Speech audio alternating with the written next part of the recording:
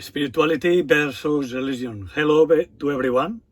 In this free masterclass, you will learn the difference between spirituality and religion, what it matters, and the benefits of getting this clear.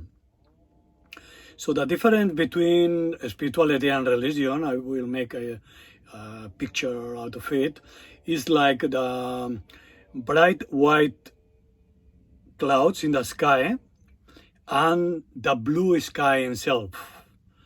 So when we see the bright clouds in the sky, we get impressed by their shapes, their forms, but they are impermanent. They change moment by moment, and they are just temporal truth.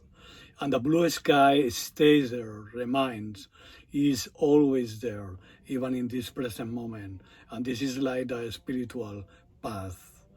Is that the true one? Is the one that stays there and never changes, always is there present. What it matters? It does matter because if we don't get this clear, then we can get trapped into the shining objects, thinking that they are the ones that they are going to bring us power or happiness or satisfaction. Yeah, so then we miss the point. And what are the benefits of it? The benefits of it is that we get the freedom of not to fall blind into beliefs of other what the others say, but we are doing personal research and to find the truth by ourselves. To figure out this in a nice story. So I will recall the story of the Buddha himself, In this part, I will talk about the Kalama Sutra.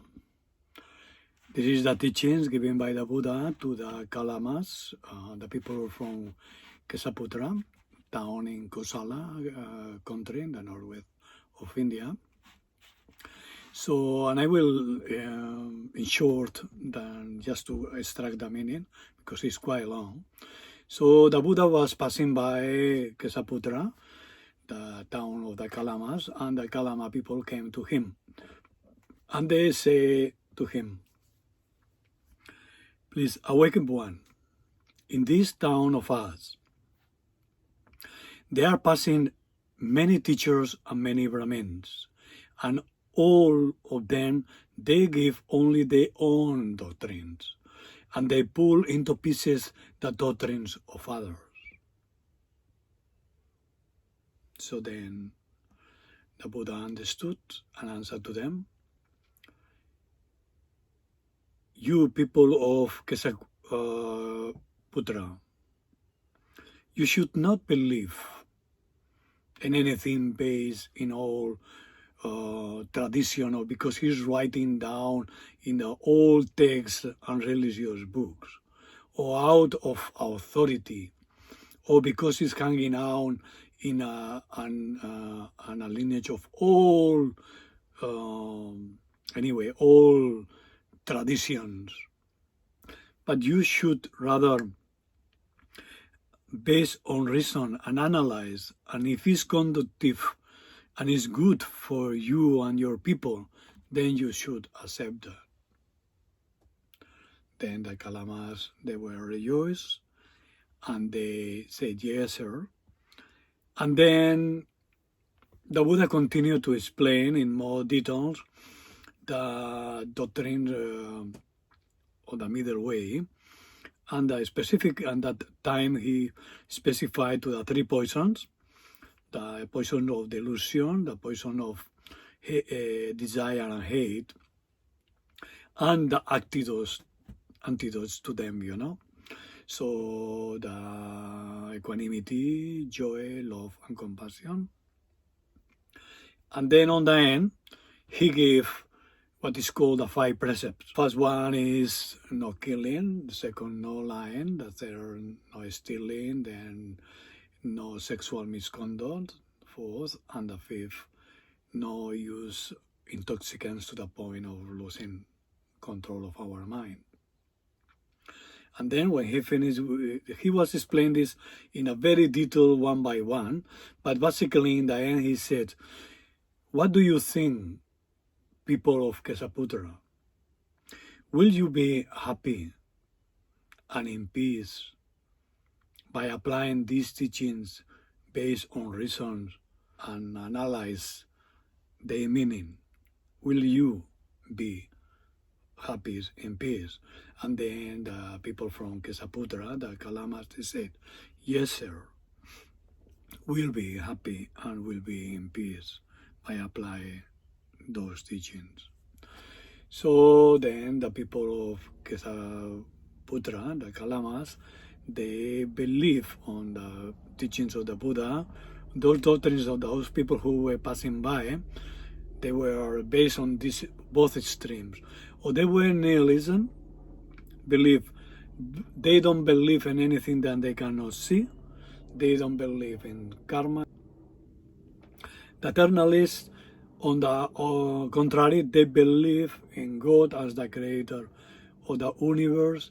They believe in all divinities as independent existing entities than they are. So the Buddha was giving clear instructions to the Kalamas, no belief in those, and at least you can find a proper reasoning or analyze them, you know.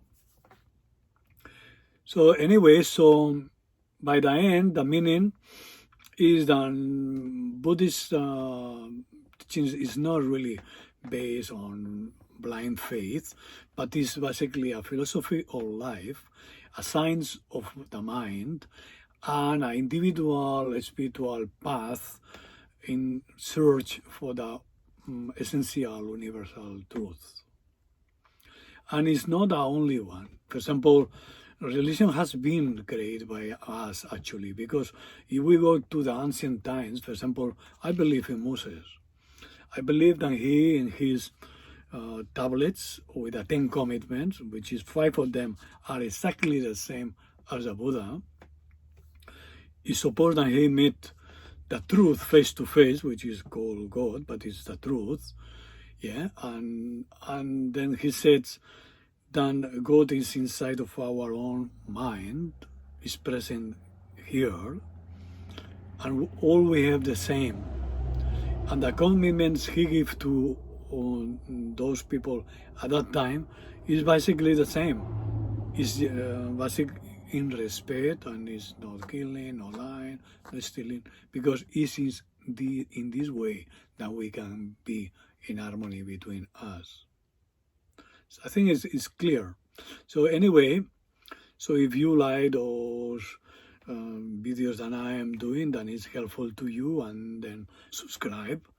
And if you didn't see the previous video before, then you can find a link somewhere around on the cards, and then you click, and then you will find them.